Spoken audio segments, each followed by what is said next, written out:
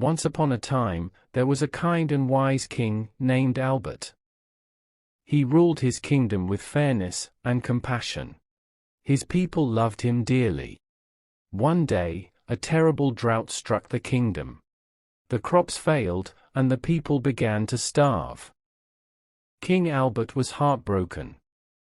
He did everything he could to help his people, but nothing seemed to work. One night, King Albert had a dream. In his dream, he was visited by an angel.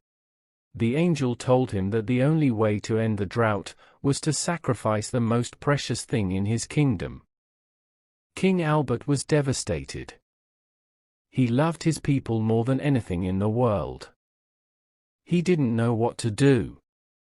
The next morning, King Albert went to the town square and addressed his people. He told them about his dream and the angel's instructions. The people were shocked and saddened. They didn't want their king to sacrifice anything. They loved him too much. But King Albert was determined to do what was right for his people. He knew that the drought would kill many people if he didn't do something. King Albert returned to the palace and gathered his family and advisors. He told them about his decision to sacrifice himself.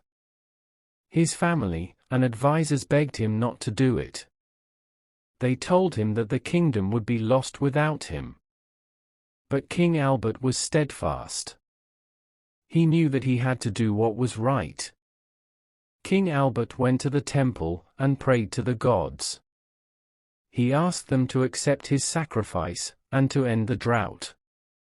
Then, King Albert climbed to the top of the temple and jumped off. As King Albert fell, the sky opened up and rain began to fall. The drought was over. The people were overjoyed. They knew that King Albert had saved their lives. They built a statue of King Albert in the town square to honor his sacrifice. Moral of the story: the greatest love of all is the love of one's people. King Albert was willing to sacrifice his own life to save his people.